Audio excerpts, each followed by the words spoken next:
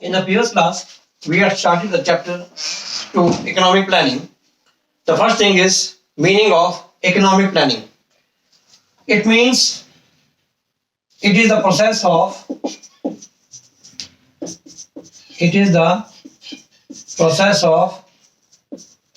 coordination and utilization of available resources to achieve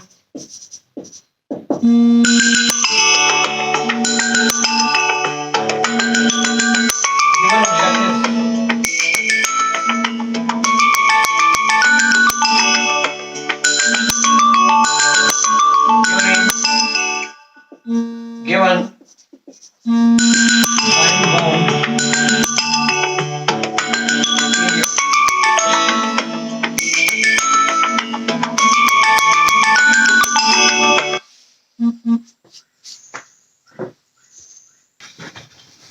given time-bound period. Then we did who was the father of economic planning.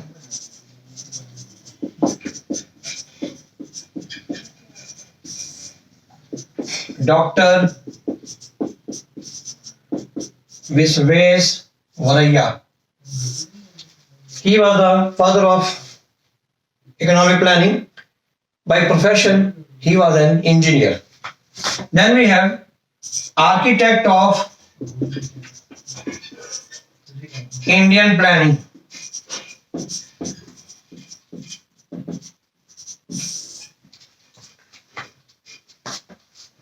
Professor P.C. Mahalanobis. He was the architect of Indian planning. Okay, friends. Then we have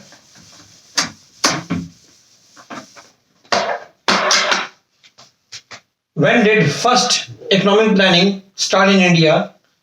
Now, before start of planning commission was set up in India. Planning commission was set up in India in 1950 under the chairmanship of Pandit Jawaharlal Nehru.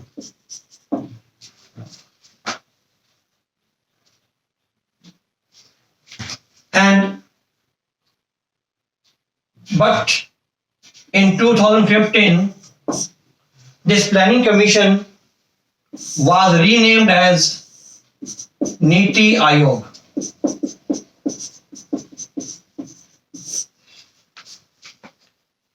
Previously it was known as Planning Commission.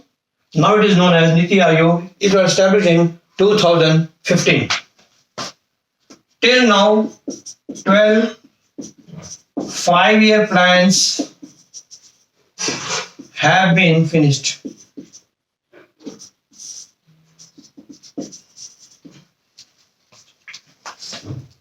Clear?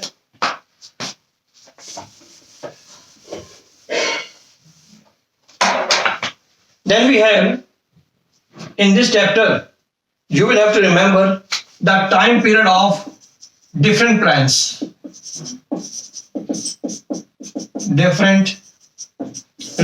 That is first 5-year plan, second 5-year plan, third 5-year plan till 12th 5-year plan.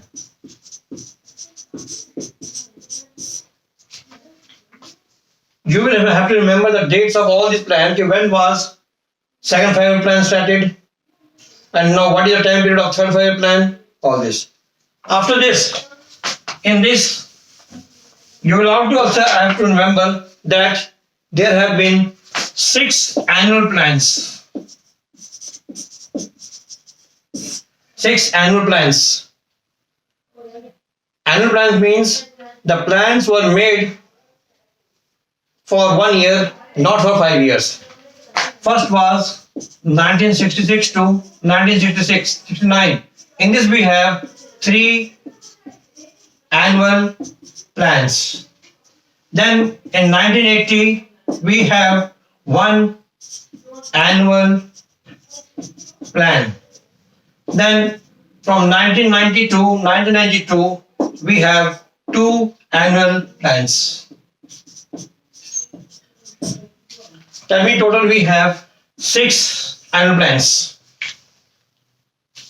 So you can be asked, what was the time period of 1 year plan? You will say 1980. What was the time period of 2 annual plans? 1990 to 1992. Now students, next we have the objectives of economic planning.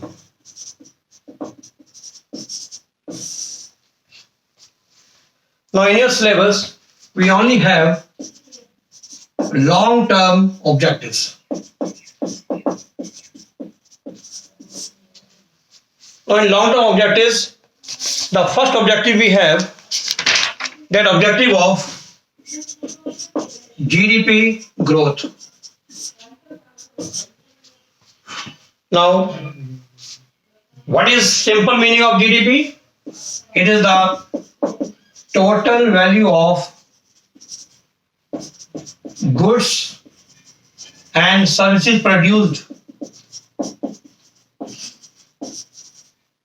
during an accounting year. Okay? Now GDP growth, it is concerned with increase in per capita income. And per capita income is calculated by GDP by total population.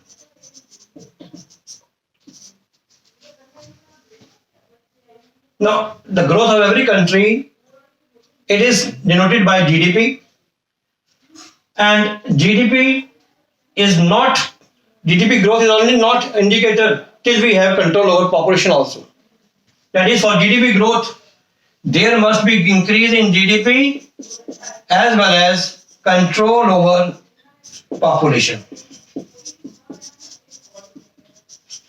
Which means the increase in population must not be more than the increase in GDP. If it is the case, only then there will be GDP growth. So this was the first objective of economic planning, GDP growth. Second, we have full employment. Now, what is full employment? Full employment means all those who are able and willing to work get employment at existing wage rate.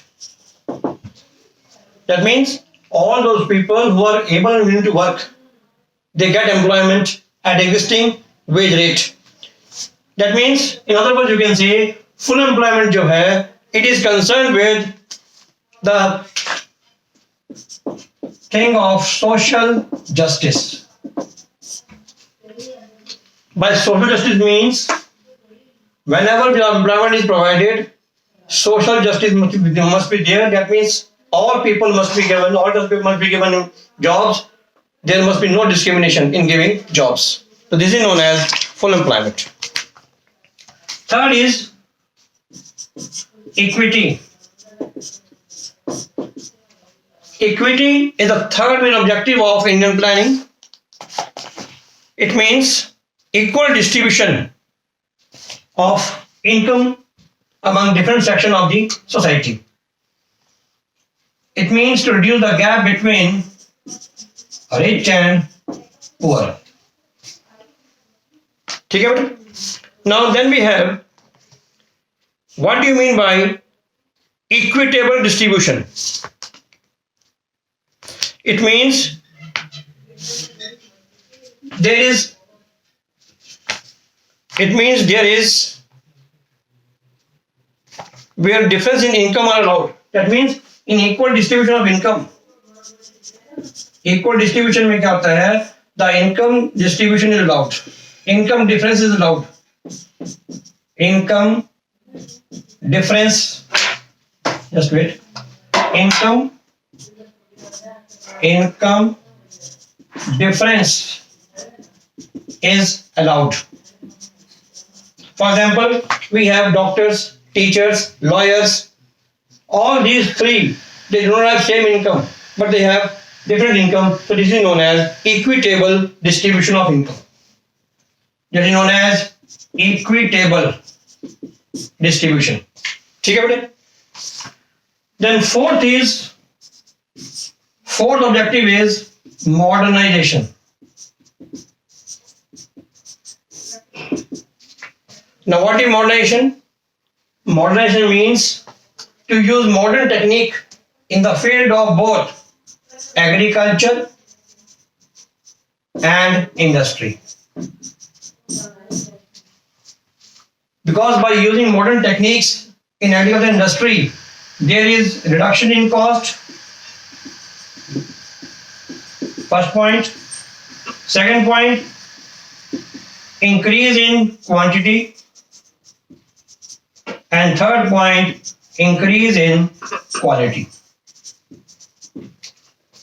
That means in every planning we have the objective of modernization also. That means more and more modern techniques must be used in the field of agriculture as well as industry, so that there is improvement in GDP and also the national income of the country. In modern times we have IT parks, information technology parks, where everything is done with the help of computers. ठीक है? This was the fourth objective of economic planning. Now fifth we have self-sufficiency.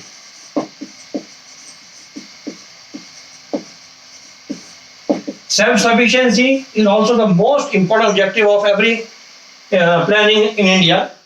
It means to be self-dependent. It means to be self-dependent or self-reliance. Now, self-sufficiency means it is concerned with production of goods in our own country. Just for example, Make in India. Make in India means to produce goods in India only instead of importing from other countries. So this is known as self-sufficiency. Now till independence, we were not self-sufficient. We were dependent on the import of food grains from other countries. In your book, one line has been given in 1965. When India was war in Pakistan, then USA threatened India that if you do not stop fighting war with Pakistan, we will not export you food grains. That's why after that only the Indian government believed that we must also be self-dependent on production of food grains. So these were the five objectives of economic planning. First one was GDP growth. Second was full employment. Third is equity. And fourth is modernization. And fifth is self-sufficiency. Now students, in economics, you can be asked to explain any of these five. In 2020 economics paper, one question was there are 4 marks. जिसमें they had asked that explain the objective of self-reliance as an objective of Indian planning. Okay students. Now these notes which I have sent you on WhatsApp, you can open that and you can see. Now on page number 12, page number 28, you have been given 2 columns. One column is of time period of different plans, and second column is of objectives. Objectives is not in your syllabus. You will also study only the period part of it. That means you have to study the time period of first plan, second plan, third plan, fourth plan, fifth plan, which I have told you in the starting of this chapter. Then, last topic we have features of economic policy. Just wait. Then we have next topic, features of economic policy pursued under planning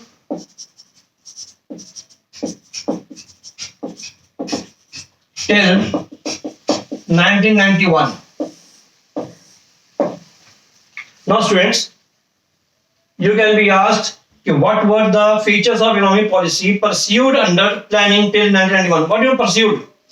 Pursued means done, carried on. That is known as pursued. Now why we have taken 1991 only? Why not 1992? Because in 1991 we had started new economic policy, which we shall study in other chapters.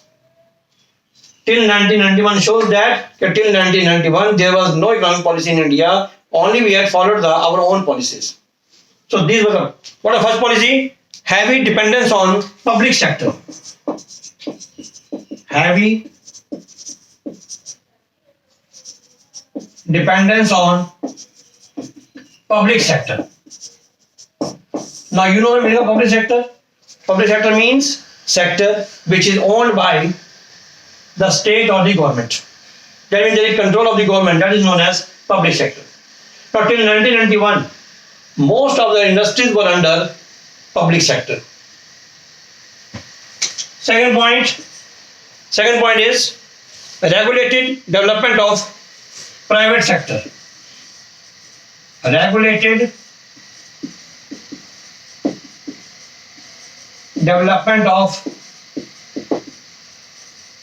private sector. It means whenever the private sector wanted to develop industries in India, they had to take permission from the government, and they were under some rules and regulations. Now,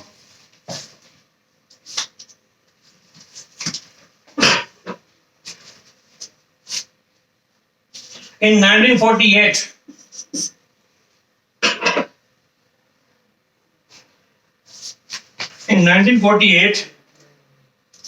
MRTP Act was established. MRTP Act. Its full form is Monopoly Restricted Trade Practices. This act was passed in 1948. According to this act, any private sector which wanted to develop industries, it has to follow some rules and regulations. Third point is protection of small scale industry. Protection of small scale industry and regulation of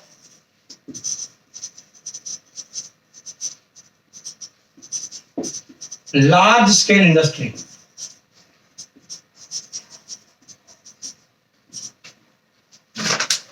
It means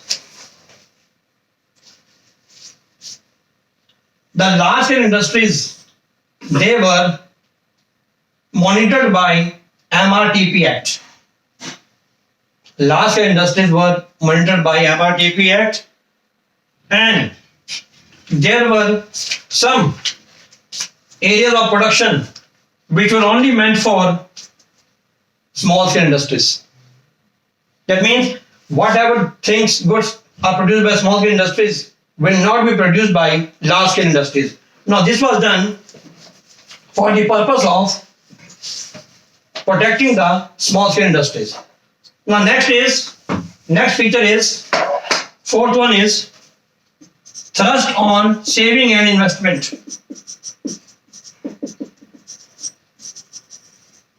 saving and investment. Now, what do you mean trust? Pressure. That means in this policy, more pressure was on saving and investment. People were asked to save more and invest more. To save more, the rate of interest are increased. If you save your money in the bank, you will be getting this much amount of rate of interest. If the rate of interest is high, people will save more. Similarly, to improve investment, the rate of interest is low, it is decreased. That means whenever we take loan for investment, and against that loan, the rate of interest must be less. So this is known as thrust on saving and investment. Fifth point is protection from foreign competition. Protection from foreign competition. It means domestic industry were protected from foreign goods by means of imposing high import duty on imported goods. Because the goods which are coming from outside, if they are taxed high, its rate will be high and demand will be less. Sixth point, focus on import substitution. Focus on import substitution. Now, what do you mean by import substitution? Now, this import substitution is concerned with the objective of self-sufficiency or self-reliance, which means the things which we were importing from other countries, we start putting those goods in our own country. That is known as import substitution. Because if we start producing those goods in our own country, there will be increase in national income of the country, export will be more and import will be less. Next we have restriction on foreign capital.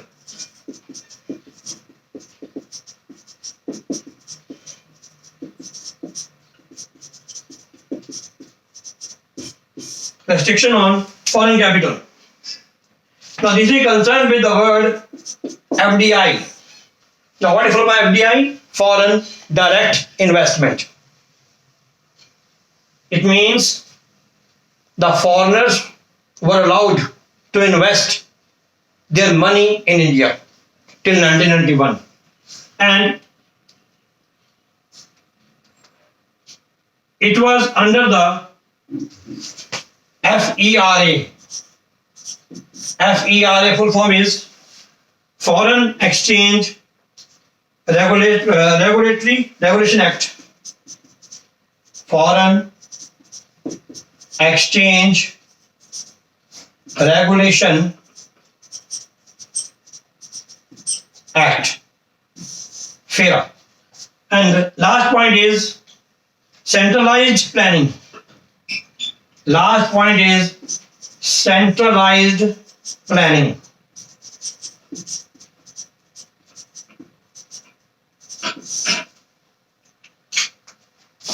That means all the decisions of growth and development will be taken by the central authority. Now in India, the central authority is our economic planning. That means planning commission. Clear? So these were the features of economic policy pursued till 1991. Now dear students, in this chapter we have to study only these topics. Rest of topics you can leave it, which is not in your syllabus. Now students, I will be sending you some questions on your WhatsApp of this chapter. Please do it, and you have any query or doubt, you can ask me. Okay beta, thank you beta.